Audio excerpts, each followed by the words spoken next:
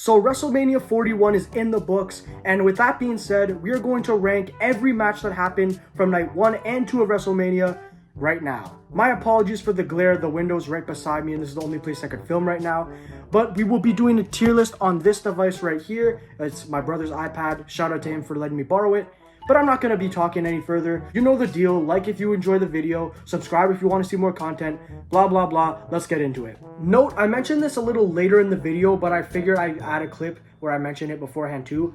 I am ranking these based off not only how good they were in ring, but my interest and investment in the story and in the match. Because if it was a really good match in ring, but I wasn't invested and I was bored because there was like a lack of story, that will reflect on the tier list. So I just want to clarify that right now.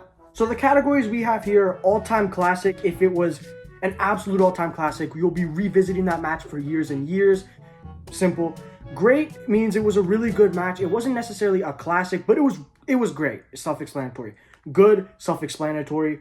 Mid is just, it didn't deliver to the level it was supposed to. In my opinion, it wasn't again, self-explanatory. Then you have the bad category, that's also self-explanatory, and trash below it means it was absolutely awful. Like, that shouldn't have even been a match to begin with. Even on Raw, you wouldn't have said that match delivered.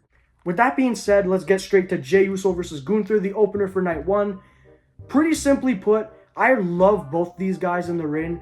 Jey Uso, I feel like, is definitely overhated. Yes, he's not as good of a wrestler as Gunther, that's a certain. The problem I had with this match is I had higher hopes for it than most people, and it just lacked a story in my opinion. We've seen Jey Uso put on very story-driven matches against his own cousin Roman Reigns. Every time they feud, that energy, that story, that emotion carries into the match and is on perfect display. However, despite the attack with Gunther and Jimmy making it personal late on, that emotion did not carry. That underdog emotion, that added emotion of beaten family from Gunther, it didn't carry through the match, and that's what I was looking for from it. So no disrespect to Jey or Gunther, but it just wasn't for me, this match. I'm going to put it in mid.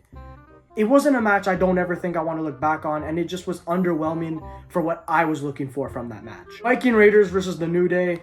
I'm not really going to say much. This wasn't a bad match. I wouldn't say it's really a bad match. It just shouldn't have been on WrestleMania, and it was just a really thrown together story. I wasn't looking forward to this match, and I think it could have legitimately been put on Raw.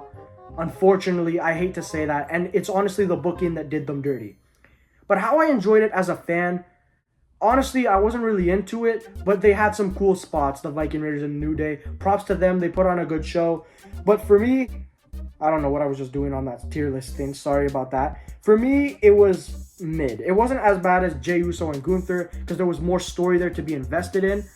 But this one just had no hype for me, and it was really hard to get into. Cool spots, but it just wasn't anything special. Jade versus Naomi, another very personal rivalry here. Honestly, this match was the first one that really got me feeling like we were at WrestleMania. Truthfully, I think both women are extremely talented, and I think I got everything I wanted from that match in the sense of there was good in-ring ability, there were some cool moments, and I'm really glad that despite everyone wanting Bianca to have that spot, Naomi really deserved it, and I'm glad she got that spot. With that being said, I'm going to put this in the good category. It's just about to get to great, but when I think about the matches I'm going to later put in great, I don't think it matches up. But props to both women, it was a great match. LA Knight versus Jacob Fatu was a really good match to help me get into WrestleMania again after the first two matches. Naomi and Jade really helped, and then LA Knight and Jacob Fatu took it to a whole other level. The reason I was really excited as a fan watching this match is because I expected Jacob Fatu to do his crazy stuff, but I love how back and forth this match was, where it showed Jacob's dominance, but it also showed just how damn good LA Knight was, man. Honestly, I'm putting this match in great. It exceeded my expectations. It was one that maybe I won't look back on too often, but I feel like that one watch definitely surprised me. And the element of surprise and showcasing of their talent that was there, absolutely amazing. And considering that the story was nothing super special, I think that was a great match. El Grande Americano versus Rey Fenix. Rey Fenix on short notice had to take his spot, and respect to him. A lot of last minute changes for this WrestleMania. Honestly, this match really did deliver for me. I'm gonna put this match in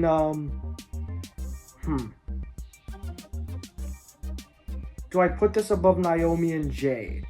Because Naomi and Jade had a good story element where I was more invested. Shoot. We're gonna tie these two. I think it was good. Again, it's one of those things where it's just on the brink of the great category, but I'm trying to hold that to a higher standard. Next level is all-timer, so we gotta just consider that. Tiffany Stratton versus Charlotte Flair. This one is gonna be great. Maybe on the verge of all-timer. I don't know. We're gonna switch that because Tiffany Stratton is and Charlotte Flair is above LA Knight and Jacob Fatu. Charlotte Flair has not failed to deliver a good WrestleMania match in the last few years. Her match with Rhea Ripley was awesome. Tiffany Stratton, same deal. But truthfully, this match was honestly one of those matches where this was probably the first match that really felt like, okay, this is WrestleMania for me on night one. I wasn't the biggest enjoyer of night one in all honesty, but this match really had me, hyped for night one and be like, okay, this is WrestleMania I'm watching. Seth Rollins versus Roman Reigns versus CM Punk, all-timer. This was probably the best match of the entire weekend. Not just because the Paul Heyman heel turn, but even before that happened, the match was amazing. It showcased how all three of them are some of the best. Roman had his moment of dominance. Seth Rollins showcased next level athleticism. CM Punk showed why he's probably one of, if not the best in the world. It was perfect. All three men were shown on an equal platform, and it was shown that Paul Heyman was that, in a sense, necessary element to give the advantage to one of them, because it was just going back and forth between the three endlessly. And I think there was just a beautiful story told. And even though these guys are three of the best in this industry, I don't think I was expecting them to cook that hard. So now we're at the point where it's night two, and it was Bianca versus Io versus Rhea to open up this night. Much better opener than Gunther versus Jay, no offense to them. This match just absolutely was amazing. This match I wouldn't say is all-timer, but this definitely goes in the great category. I'm going to put it personally. I'm going to put this one below Charlotte and Tiffany. I just enjoyed that match a little more. For what reason, I don't know. Just my personal preference. But it's a very close second, and again, it's great. Drew McIntyre versus Damian Priest. This was another one of those matches that I think exceeded my expectations. I thought they were just going to, I don't know what I was thinking actually. I expected a lot less from this match, even though it's Drew McIntyre and Damian Priest. And Drew McIntyre is one of my, if not my favorite in WWE right now. But no, this match absolutely was better than it needed to be. It was better than I expected, and it lived up to the story it told, and it converted well in the ring. So I'm just going to say this was going in great.